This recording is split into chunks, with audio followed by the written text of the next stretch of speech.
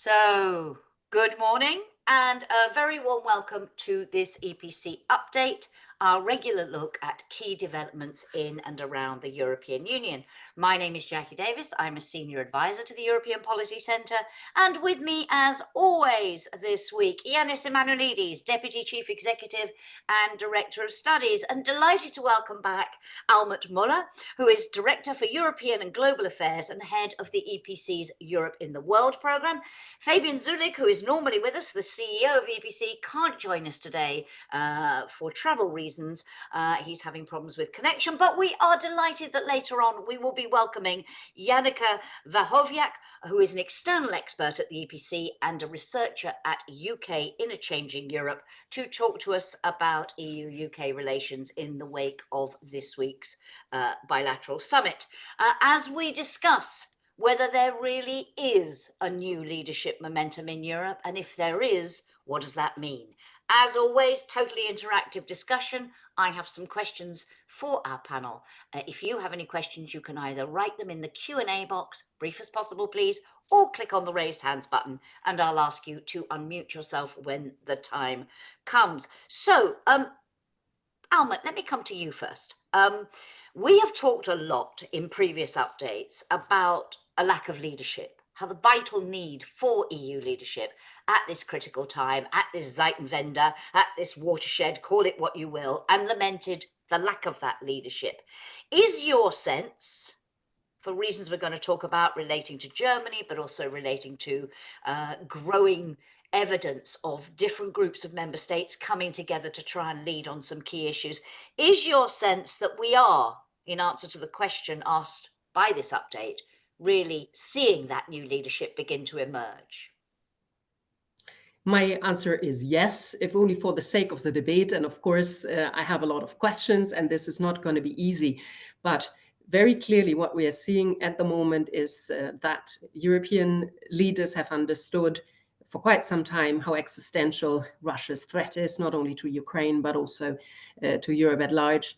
And this is a very real situation. And of course, the changing tides also of the relationship with the United States is adding another layer of difficulty to the already complex situation. And my sense is that key leaders in Europe clearly understand, of course, there is no alternative to stepping up and making sure that they can keep their citizens safe and prosperous in the future. That requires a lot of change in the European Union. We're going to see a very different Europe. We're going to talk about the new relationship with the United Kingdom later in the seminar as well, Jackie, as you suggested. So for me, yes, this is a situation in which, including the new leadership in Berlin, that with a chancellor that had to give his oath in parliament, of course, as is the custom after being voted into office by the Bundestag, I think that very heavily the weight of the oath that suggests, of course, that it is the role of the chancellor to keep harm away and work for the benefit of the German people. And this is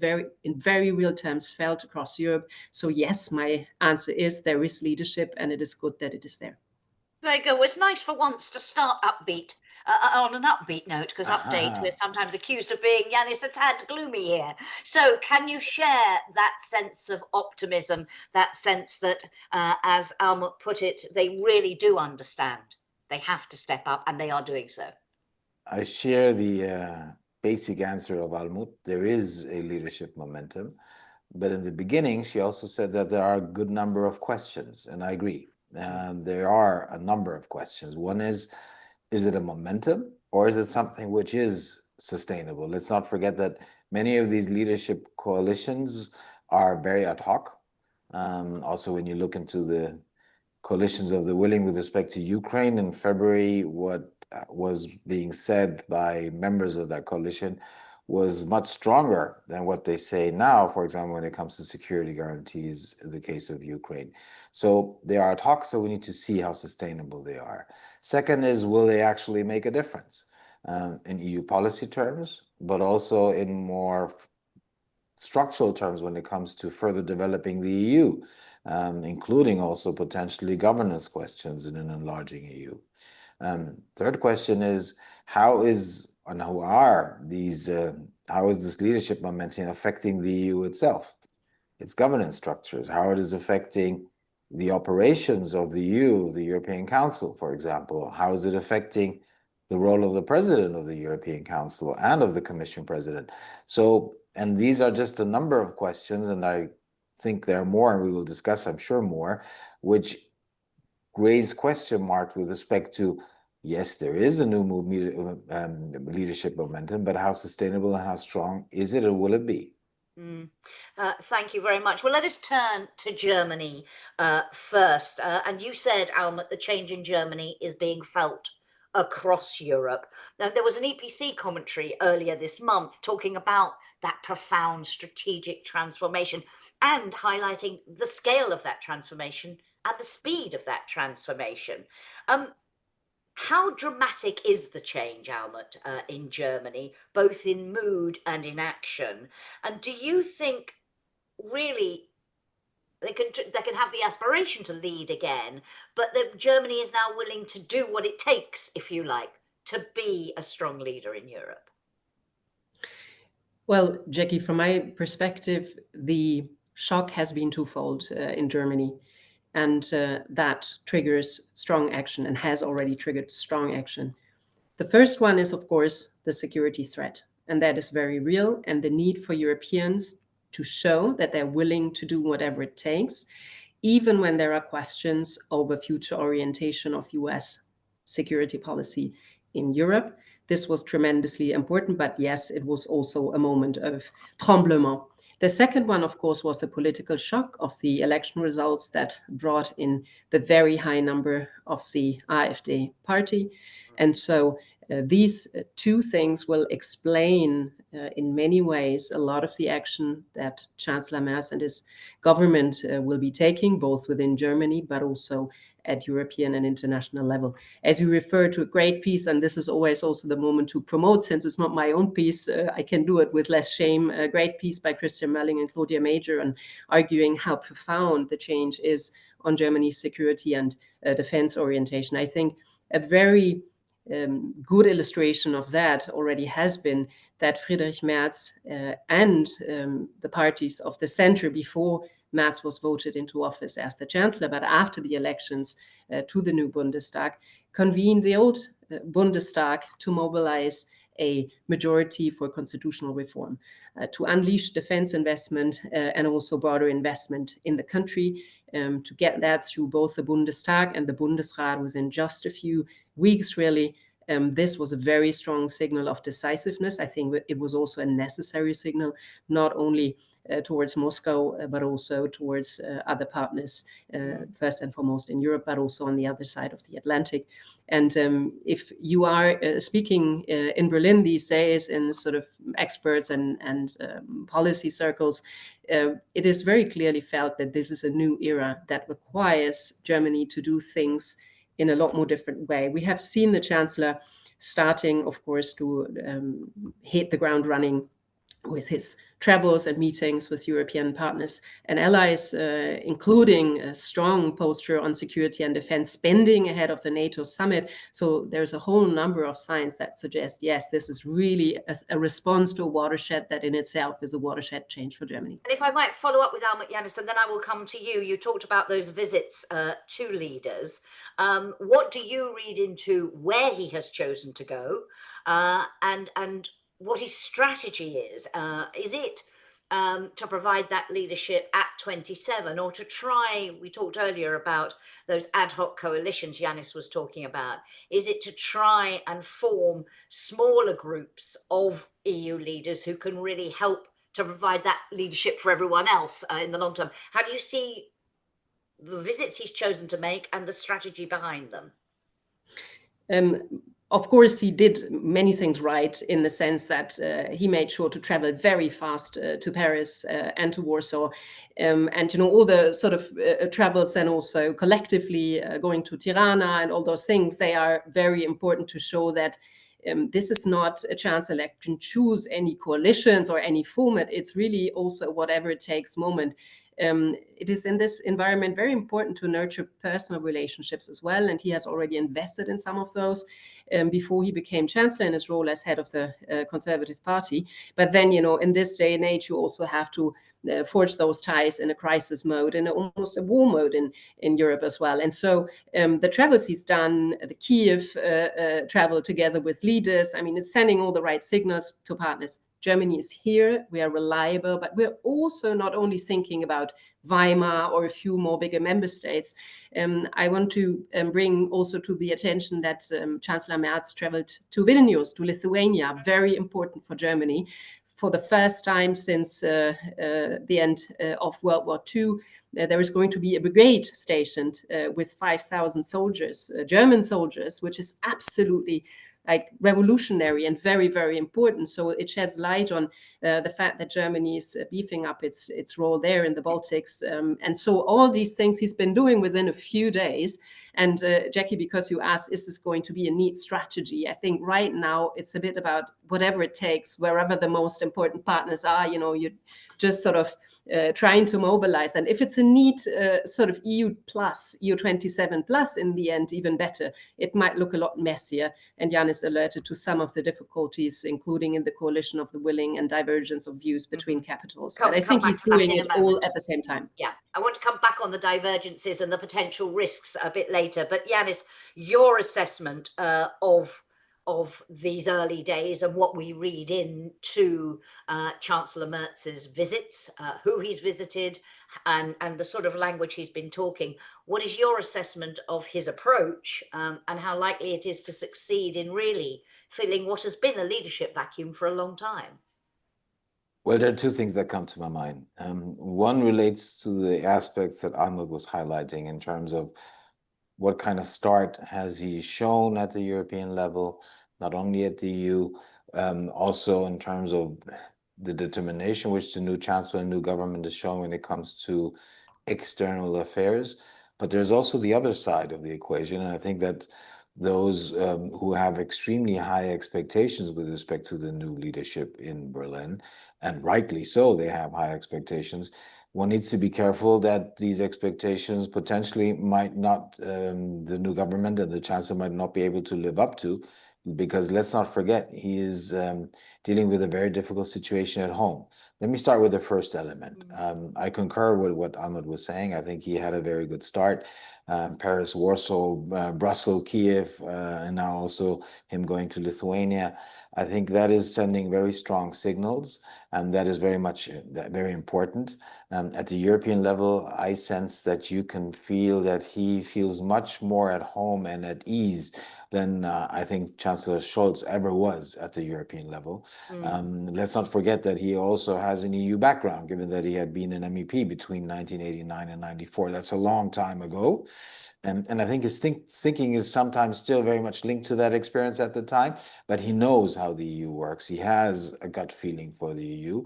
And I think that he also understands that when operating at the European or even at the global level, and that was something which Merkel was very strongly doing, that is also an asset at home. If you can be the person who Germans identify as being very important for Germany at the European, at the global level, that is an asset. I think that Scholz never really understood that.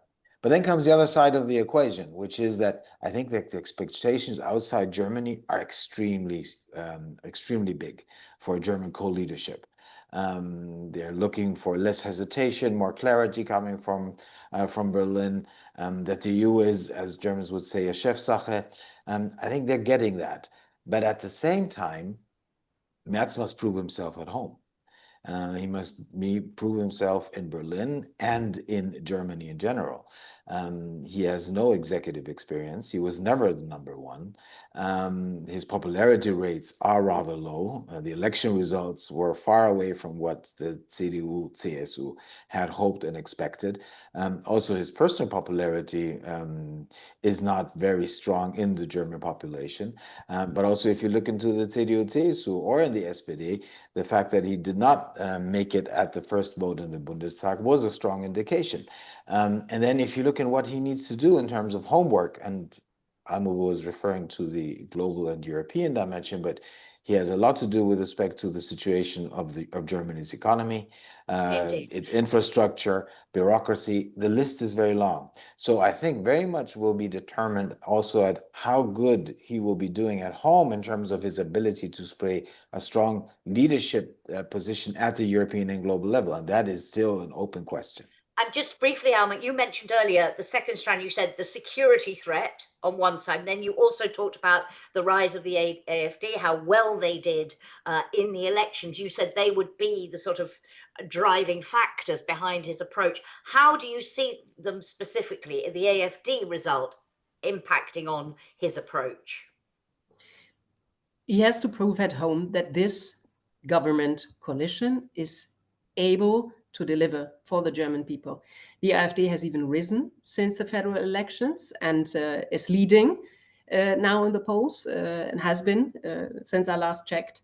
So this will be the domestic battlefield for him.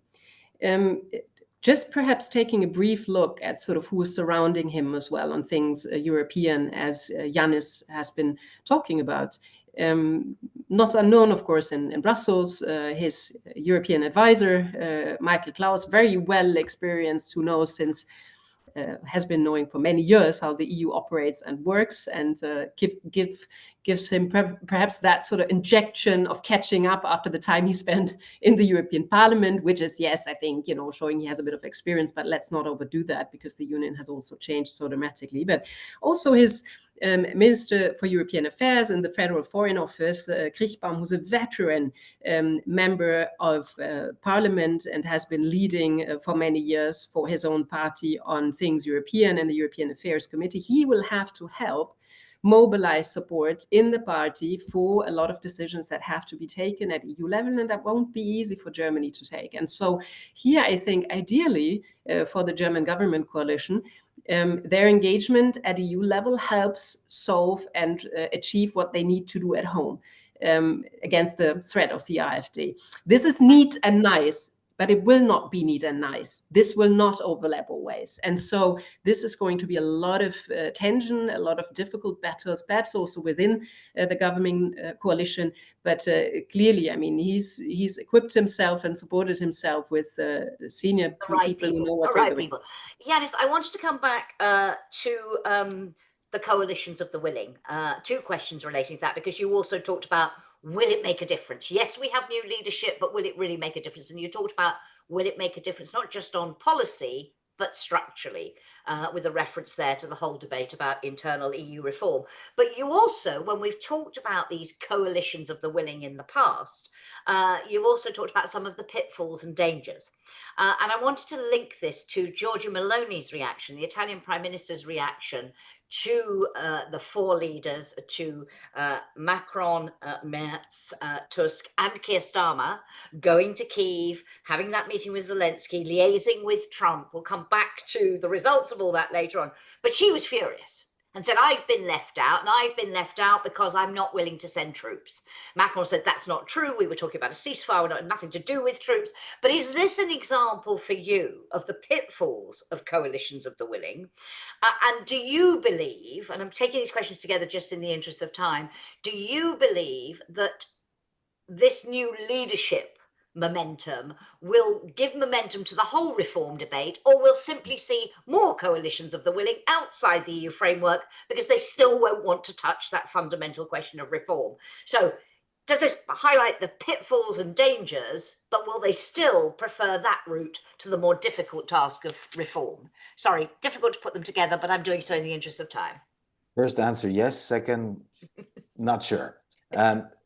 First, with respect to Meloni, and by the way, not only Meloni was annoyed about the fact that she felt that Italy and she herself, let's be honest about this, felt ignored by the fact that she felt that the other big four were going, or big three, sorry, were going on their own. So now we're talking about Weimar plus. We're talking about the three, France, Poland, we haven't talked about Poland yet, which is a key player in all this, and Germany, but also adding Italy and also Spain, plus the Commission.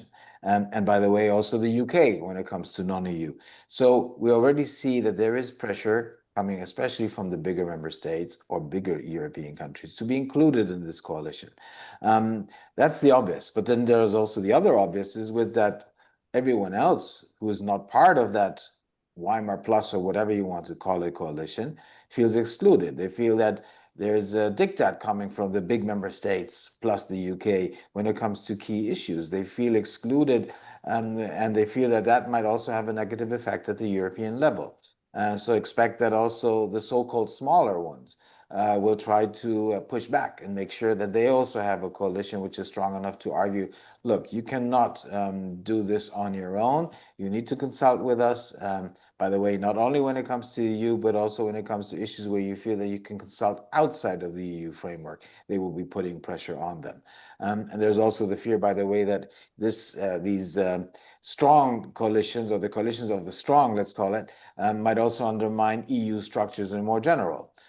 So there are a good number of hesitations out there in terms of the Weimar Plus configurations, which some feel that might undermine the EU itself. Now, when it comes to new EU reform momentum, and I'll link it a bit to what we were discussing earlier with respect to Germany. If you listen carefully to what Merz and also the interlocutors he had in the first days being in office and all the travels he did were speaking about, they were speaking about the Capital Markets Union, Savings and Investment Union, to call it in the right way now.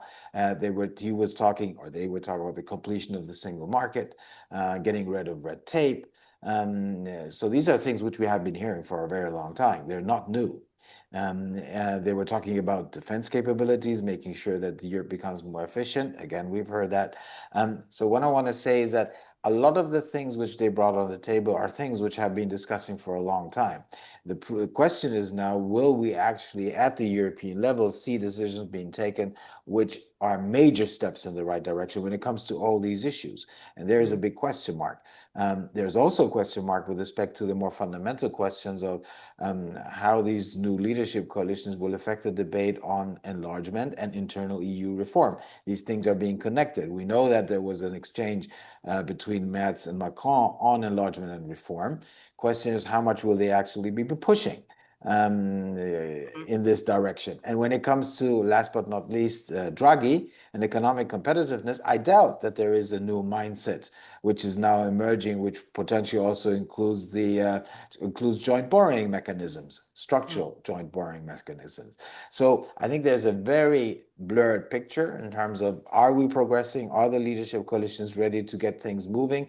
A big test will be the MFF, where a lot will show as to whether they will be ready to move in the direction which many are hoping them to do. And with respect to enlargement and reform itself, where in June the European Council was supposed to take decision when it comes to what the next steps will be when it comes to enlargement. Will they actually do so? I have my doubts. And you mentioned the MFF, and when you talked earlier about high expectations, this will be an area where people will be looking. Of course, Germany, that dramatic lifting of their debt brake at home, what approach will they take when it comes to the EU budget and whether they're willing to put their money where their mouth is? But can I just follow up on Janis was saying, when he was talking about Giorgia Meloni and what this illustrates and the pitfalls of these coalitions winning. Alison Hunter in our audience says the current state of EU internal political leadership is constrained by a growth of populist politics and anti-EU agenda. We talked about the AfD a moment ago. Does the current leadership approach across member states risk the demise of the EU? So these coalitions of the willing, this working with whoever and whatever it takes, I think was the phrase you used earlier, Almut, does it have an inherent risk in there that it could lead to the EU unraveling? Yes, I believe so, very clearly. And I don't say that because I think I would do things differently, was I to advise senior governments at the moment, and hopefully here and there we're being heard with our ideas. This is a situation that requires action. And having spent a little bit of time in helping a country navigate from a regional perspective a crisis, and that was COVID, a pandemic. Of course, every minute, every hour of the day, decisions have to be taken. They have to be taken collectively. My experience tells me that, of course, when the pace of decisions and the depth of decisions is as it is now in some existential areas, This makes it very important, of course, for each and everyone to stay together in order to have maximum impact. But this is a very, very ambitious thing to do, because you have to basically show that you're doing something while you're building consensus at the same time. My experience of bringing 16 member states of Germany together has been formative for me. I'm not comparing the EU to the Federal Republic, but of course it takes a lot of work, a lot of coordination horizontally and vertically, and this will not always happen neatly. And for me, I think most importantly, European leaders have to make sure that they deliver on what is needed, existentially European security, and that takes a lot of creativity, a lot of flexibility, a lot of involvement of non-EU countries. So for me, yes, there is a risk of the Union starting to unravel because of that, because of populist forces from within. But is there an alternative at this point in time? I don't think so. As someone who cares about the Union, I'd say, you know, this is an architectural discussion that one has to, of course, keep an eye on. And, you know, this is what we're doing, I'm sure, with the work that Janis has done together with colleagues on the EU and reform agenda. And you might want to talk about a little bit more. But yes, this is not going to be easy for European Union unity. Indeed, we will talk about reform more, but that's going to come later on, because I want to turn to what is probably the biggest test of the EU leadership at the moment, and namely Donald Trump and the issue of Ukraine. And Janis, I mentioned earlier that visit by Merz, Macron, Starmer and Tusk to Kyiv, that call for an immediate 30-day ceasefire or face the consequences. That's what they said. If he doesn't respond, and he hasn't so far, we're now 2 weeks from that. They did say immediate. I'm not sure how they're interpreting the word immediate here, but if he doesn't respond soon, and given that Trump has, although they spoke to Trump afterwards and said they were aligned, has backed away from any sort of pressure, it would seem, on President Putin after his call with him on Monday. Do you think that the EU will be ready to act on those threats, Europe more broadly as well, if he doesn't respond, which doesn't look likely? And if they don't, what will that be implications for the EU's credibility on the global stage? Well, first of all, Vladimir Putin is responding, but in his own ways. He has things in mind, and I do not think that ceasefire, permanent ceasefire, and an actual deal, as Trump is calling it, with respect to the war in Ukraine is what he actually has in mind. But we not only have to deal with one difficult leader in the East, meaning Vladimir Putin, but also a difficult leader in the West, where things are very volatile, very uncertain. I remember before he came into office, I mean, Donald Trump, we were all agreeing that one thing that will be characteristic of him will be uncertainty. And that's what Europeans have to deal with: high levels of uncertainty, high levels of difficulties in dealing both with Putin and Trump. So I think what the strategic objectives have been over the past days, past weeks, is to show even more support for Zelensky. By the way, in the self-interests of Europeans, not in the interest only of Ukraine, obviously also of Ukraine and of Zelensky, but in their own enlightened self-interest.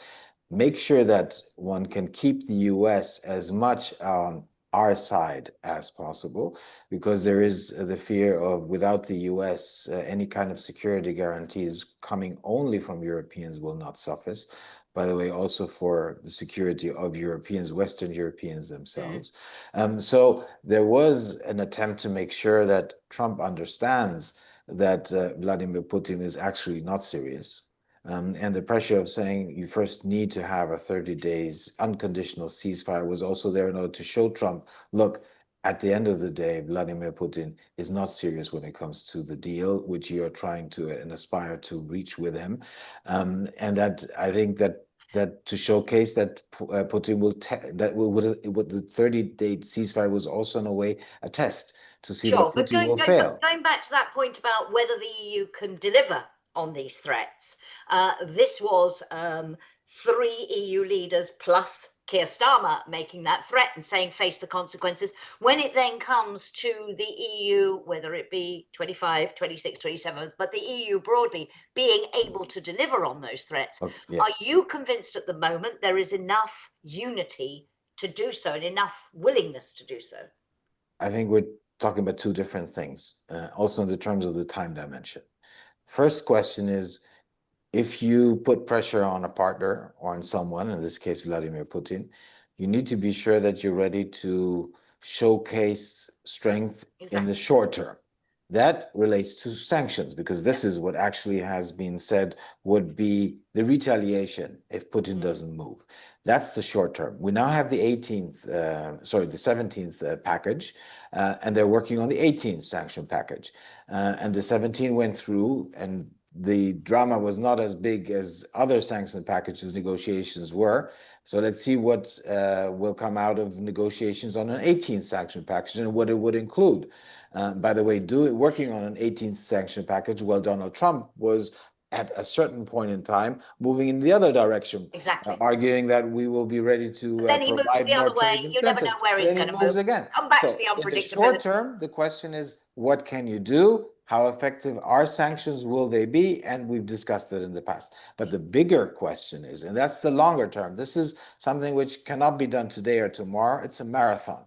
By the way, a marathon where you actually need to sprint because you're under time pressure. And that is about extending and strengthening your defense capabilities, Europe's own defense capabilities, and also signaling to the other side that one is serious.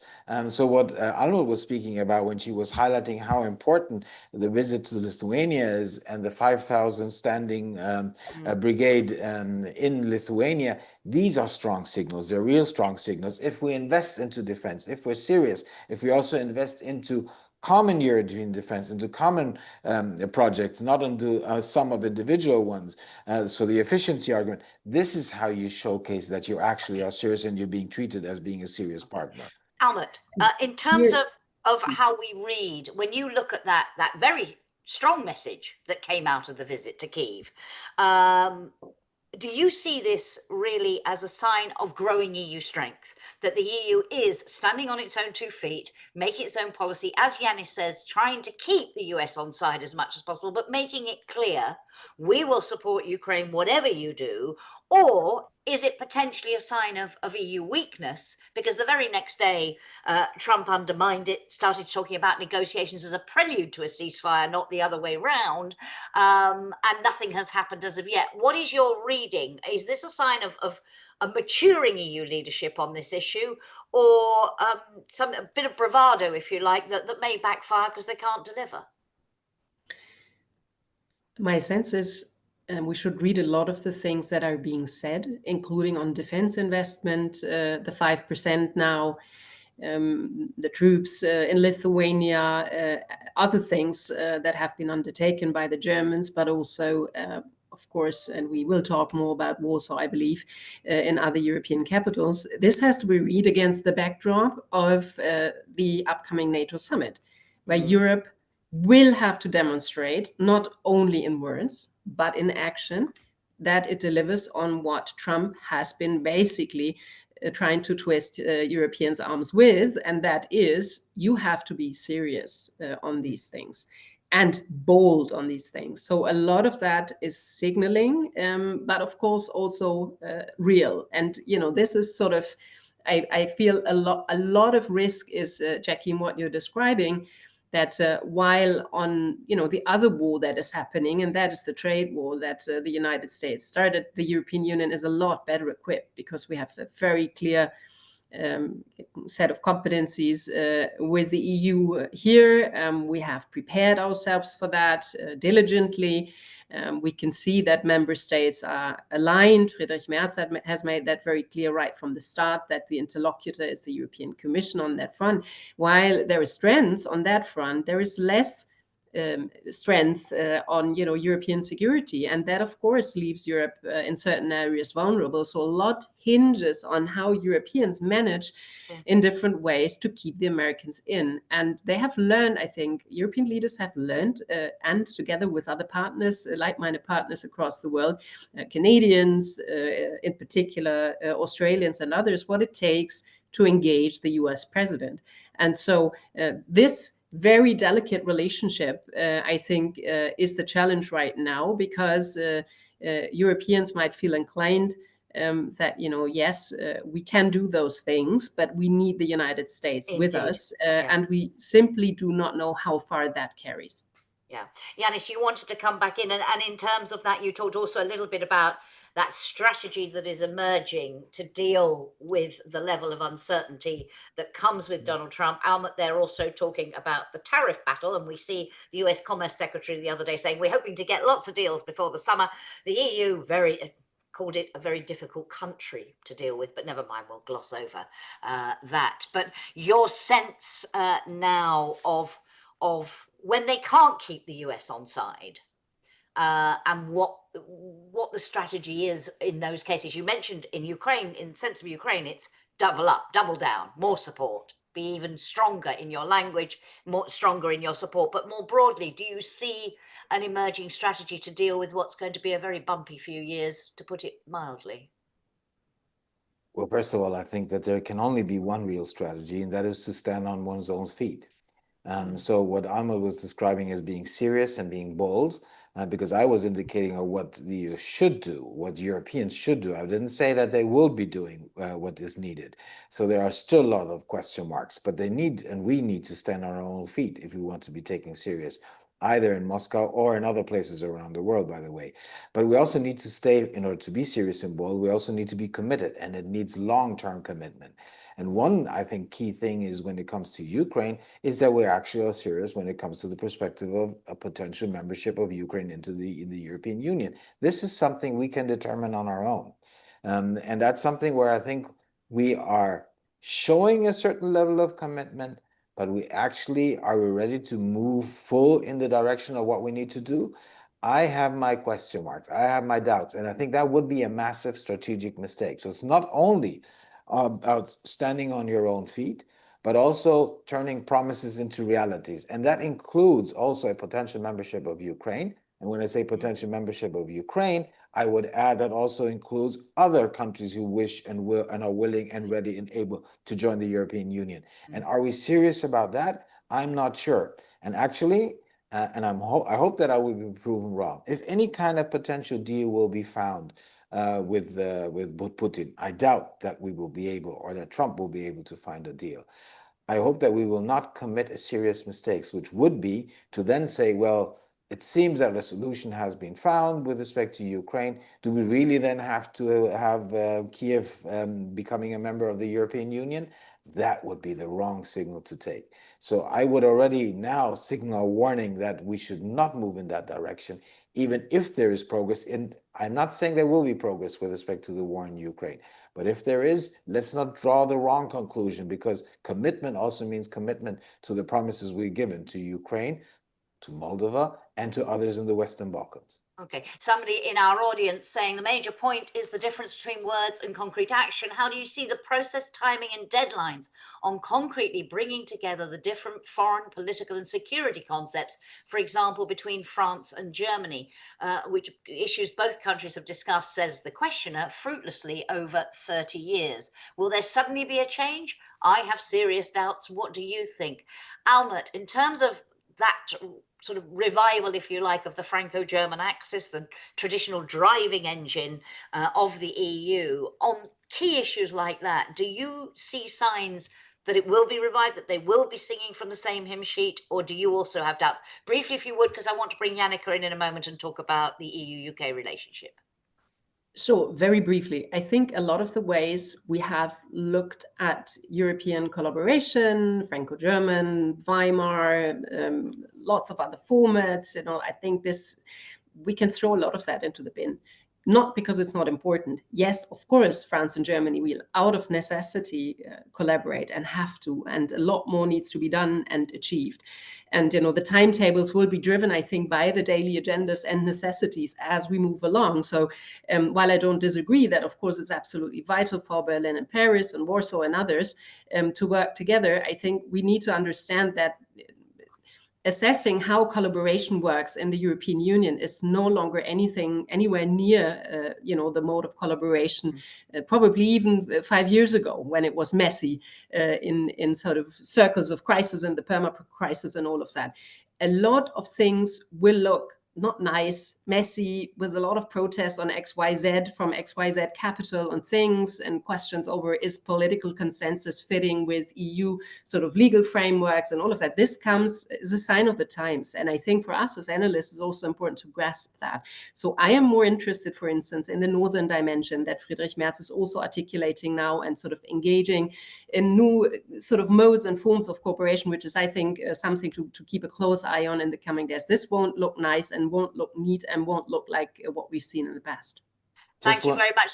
One short really addition. Brief, Janis. And Jannike, very brief addition. Put your camera on now. I'm going to come to you in a second. Because the question that was addressed was referring to Paris and Berlin. Yeah. And as Almut and I already indicated, Warsaw is at least as important in this equation. And what happens on June 1st in terms of the second round of presidential elections is key.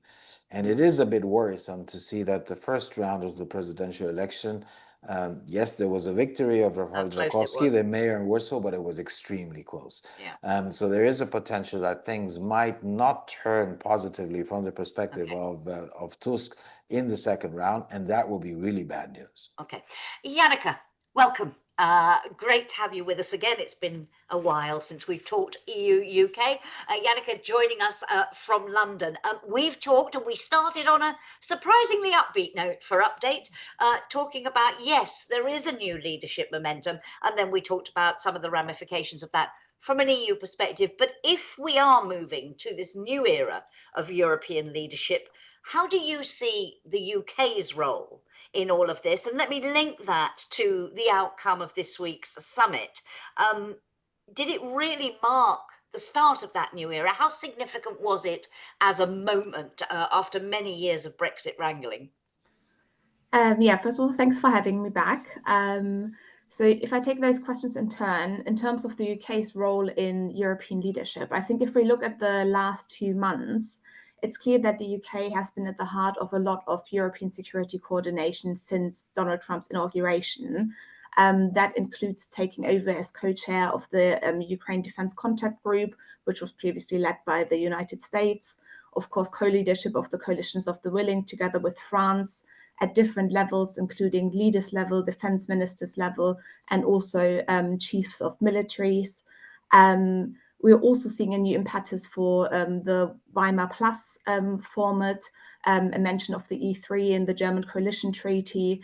So a lot of movement there. And we're also seeing closer UK coordination with the EU institutions. So that has included invitations for UK ministers to informal meetings of the council under the Polish presidency, but also a new format of kind of debrief calls between Antonio Costa and Keir Starmer and some other third countries after European Council meetings. So I think we're seeing much closer coordination with the UK, which is also often led by the UK, and that's for good reasons. I mean, first of all, because the UK has some important capabilities in the security and defence space and can't really be ignored here. Second of all, there's renewed trust in this new UK government. And I think third of all, the EU is not always the right forum to have those discussions, partly because it is internally divided on how to support Ukraine the best, partly because it's still finding its feet when it comes to security and defense, and partly because some of those key players like the UK are actually missing from those discussions. In terms of your second question on the outcome of the summit, so I would say it's an important step, but it's not a game changer. The summit produced 3 outcomes. The first one was a kind of joint statement highlighting the like-mindedness of the two sides and their support for Ukraine. The second was the security and defense partnership. And the third was a common understanding. So what does this mean? It very much means that the Trade and Cooperation Agreement remains the basis for the relationship also going forward. The only firm outcome of the summit is the Security and Defense Partnership, and also a commitment to hold annual summits at leaders level going forward. If you look at the common understanding that they published, it provides a roadmap to build on the Trade and Cooperation Agreement in selected areas like SPS, so trade and agri-food, emissions trading, and youth mobility.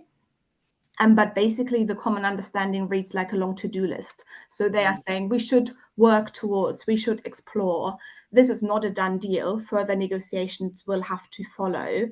So I would say the summit was an important step, but it's only the start of a longer process of negotiations to build on this relationship in quite a modest and careful way. Okay. Janis, important but not a game changer. Would you agree with that? I think this was a very thorough and correct assessment of Jannike.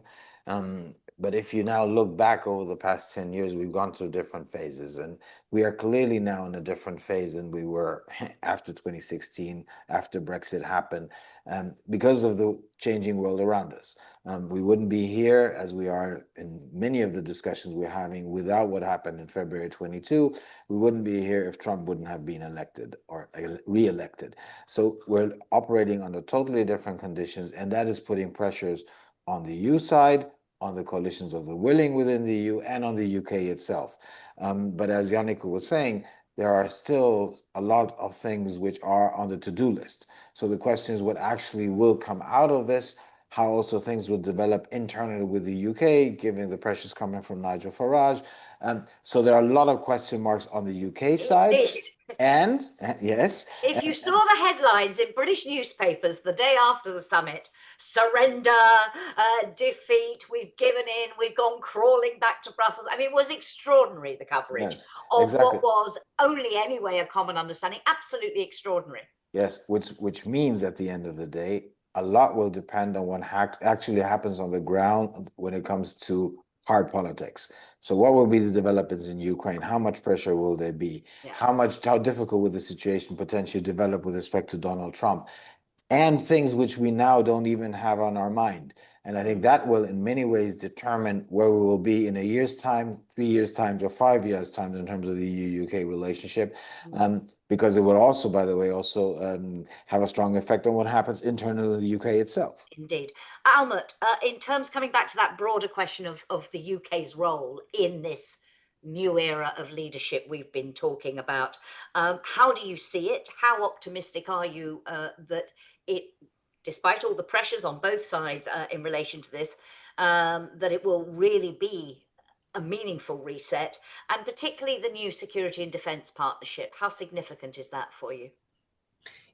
First of all, I fully agree with a lot of things that both Jannike and Janis said. And Jackie, you're right to point this to the security and defense relationship. And here, to me, also is the context for how important the EU-UK relationship is going to be in the future. The most important thing that Europeans can hope to achieve together is strengthening European security. I'm not saying EU contributions to that, but European security. So it is of paramount importance and absolutely good news that, as Jannike has been describing, the United Kingdom is absolutely at the core of organizing European security in a completely new way. And yes, of course, for London, there has been for a long time sort of, little breathing space over how much EU is in that. But for me, of course, as we know, in strengthening European security, and here, of course, I believe, Jackie, you referred to the sort of public opinion in the UK, the Prime Minister doesn't have to work against a public in that sense, because my understanding is that by and large in the United Kingdom, citizens will feel that European security is also about them and not only about the continent. So I think that, politically speaking, is actually also good news for continental Europe. But then, of course, the question is, how important are EU contributions to European security? We have seen a lot of movement there with Commissioner Kubilius and his team delivering on the agenda of where actually the EU can be helpful. But of course, NATO is the relevant framework here. And so, while it is important then to bring the UK into the EU elements of the security and defense partnership, and we have already a starting point now, and that needs to be filled with life. And yes, that can be complicated. I think we need to look at this reset in a broader European perspective. I wouldn't focus it down on the EU as such. I think we have a few more minutes to do that. Thank you. Jannike, two questions to you. The first about the domestic situation in the UK, because Almut there referring to the public and their sense of European security being our security, but also opinion polls that show a very strong sense in the UK that Brexit was a mistake. So I'm wondering, reform is riding very high in the opinion polls in the UK, but are they riding high off the back of Brexit now, or are they riding high really in relation to a more general anger and dissatisfaction with the mainstream party? So how do you see public opinion and that political discussion feeding into the UK's approach? And my second question is about the EU, but I'll come to it in a minute. It's about cakeism, as you've called it. But in terms of briefly, if you would, the domestic situation and how that might either hinder Keir Starmer, or whether actually it's not such a big factor now, however nervous they are. I love the bit where they changed the name of the youth mobility scheme. I think it's now called having a travel experience or something weird. Youth experience scheme. Yeah, a youth experience, that's right. In order not to say the word mobility, in case that got people going about free movement. Is that an over paranoia by the government, or does it indicate there is still a problem when it comes to dealing with the EU in public opinion terms? So to just pick up on Almut's point on public opinion in the UK, so she's completely right that UK public opinion has changed. So there's now a majority of people in the UK who say that they think Brexit was more of a failure than a success, and a majority of people who are in favour of deeper relationships with the European Union. At the same time, there is also a group of Leave voters who think that the fact that Brexit was more of a failure than a success is not due to the fact that Brexit itself was a bad idea, but due to the fact that the government has implemented it badly. So I would be careful about kind of jumping to conclusions about if there was another referendum, how that would turn out. I think in terms of Keir Starmer, I think it is a bit of a balancing act for him, because on the one hand, as you say, reform is surging in the polls. And reform is now seen as the kind of number one opponent to Labour. In some of those seats in the north of England, where you've got a lot of Leave voting constituencies, in the last general election, in 60 of those seats that are now Labour seats, reform came in second. So there's very much a threat there. And that's why the government is treading very carefully on anything to do with the European Union. And this is also why they're holding on so tightly to their red lines of no single market, no customs union, no freedom of movement. On the other hand, the Labour Party, of course, is made up of MPs who are largely pro-European. The Labour membership is very pro-European, and most of Labour's voters are Remain voters.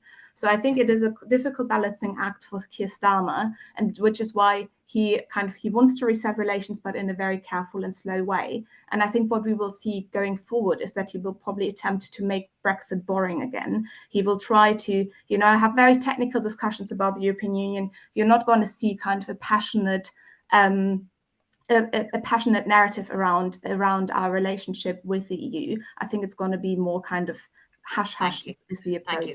And I did want to come back before. I have one more question which I want to ask Almut and Janis in a moment, but I wanted to just come back to a commentary that you co-authored with Fabian Zulig this week, where you referred to, and I'm quoting, overcoming the EU's constitutional cakeism in its relationship with the UK. What is constitutional cakeism? What were you talking about? And why does the EU need to overcome it?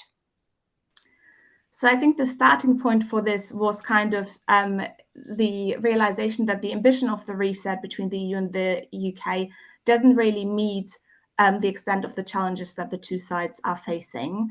Almut talked a little bit about the security and defense partnership, and I think that's a good example because it's a very thin agreement and it's very much off the shelf, nothing bespoke.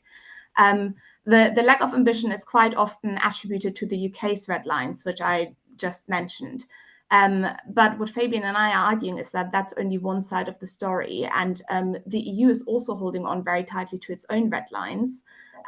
So particularly no cherry picking, and of course no benefits without the corresponding obligations. A non-member can't have the same benefits as a member. And the reasoning for all of these principles was very sound during the Brexit negotiations, because of course there was the fear of the Brexit domino effect, and that others might follow the UK if it were to be in a better position outside the European Union. But we feel that we're in a very different world now with the war in Ukraine, but also the second Trump administration, and that the UK is very much a truly like-minded partner on many of those things, and particularly when it comes to support for Ukraine. And the same cannot be said for all EU member states, where you have some kind of members of the club that actually want to hinder progress on those things. So the EU might have to confront the idea that actually internal cherry picking or free riding of some of its members, so basically enjoying the benefits of being part of the club without being willing to go further, is also detrimental, and that there is maybe a case for moving ahead with those who are willing in certain areas, even if this includes non-members and excludes EU member states. And that's, of course, comes with risks, which have been discussed earlier in this webinar. And we've talked about them also at previous updates. Jannike, thank you. And that point about working with non-EU partners. Just a last question, perhaps to Almut first, and then to Janis. Working with others, we've talked about the UK and how central and important that could be, but I'm also wondering about the wider world. And just one example, and again, it was more of a sort of a coalition of the willing. There was a joint statement from the UK, France and Canada to Israel, warning Israel to stop its renewed military offensive in Gaza and to increase the flow of aid. This has prompted an extraordinary reaction this morning from the Prime Minister of Israel to it. But I'm just wondering, another configuration, Almut, another different group of leaders coming together to send a strong message on an issue. Again, do you think this is part of Europe rather than the EU, really assuming that leadership role that Trump has left, that vacuum that he has left on the global stage? And do you think we're going to see more and more of this sort of thing? Not just always looking to what does the EU 27 say in a statement, but different statements from different groups. Absolutely, Jackie.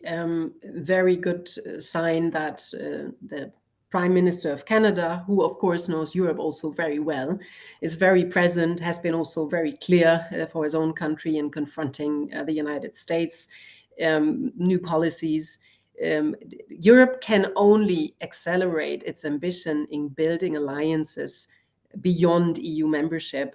The work that we have to do at home is more likely to succeed if we have like-minded partners that agree with us and that help us achieve our joint interests. And here, of course, I'm worried that Europe has come to a situation where we feel we've earned so much attention by the world, partly because the US helped us amplify our visibility and our messages, that we've become a little bit lazy. I think we need to accelerate our ambition being out there in the world, confronting also a global battle of narratives right now that is ongoing, including on, the trade policies coming from the United States. Europe needs to be out there and needs to earn the attention of others, and we can hope for others to be wanting to share our objectives. It's not a given. So yes, having Canada in on many questions is of course great and important. Janis, a final thought on the EU. We were talking about the internal leadership of the EU and how important that is for the EU. We're now talking about global leadership and playing that role on the global stage. How do you see it? Well, first of all, I concur with what Almut was saying in terms of the principle of the need to play a stronger role at the global level. But if I look into the specific example you were given, meaning the situation in Gaza, the dreadful situation in Gaza, and the way in which the Netanyahu government is dealing with this is extremely negative and dreadful. One cannot be critical enough of what they are doing. Having said that, we were talking earlier about Weimar Plus. If you look into the 5 member states which are involved in that, France, Germany, Poland, Spain, Italy, when it comes to this issue, they have huge differences of opinion.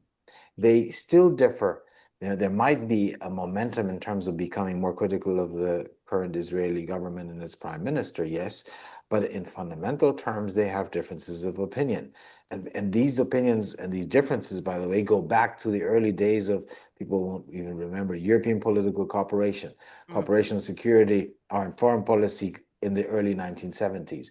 We have had massive examples where, when it comes to the Middle East, we have huge differences among member states. So it is no coincidence that you don't see a coalition like Weimar Plus being able to play a role when it comes to this, because of the major differences between member states.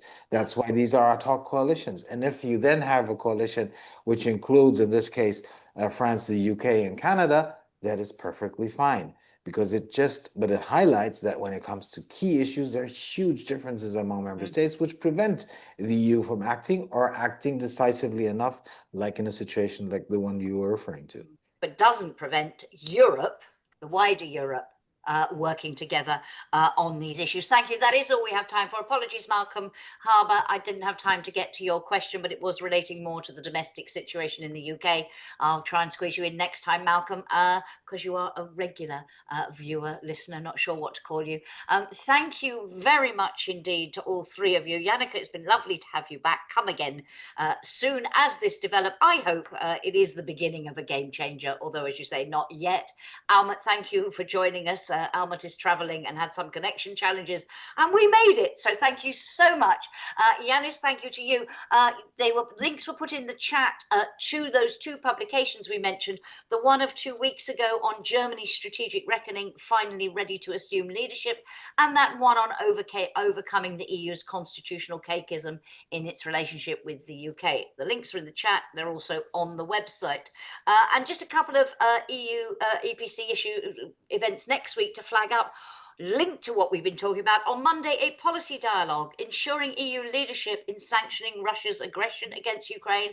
And on Wednesday, a test of times, perma-change through enlargement and EU reform with the European Commissioner. So do join us for that. I'll have the privilege of moderating that one. It's an in-person and hybrid event. So join us if you can. And we will be back with another update after the June summit to discuss the outcome of that and where we go from here. But thank you very much indeed to all three of you. Thank you for joining us, and have a lovely weekend. Bye-bye. Thank you. Bye. Bye-bye. Thank you.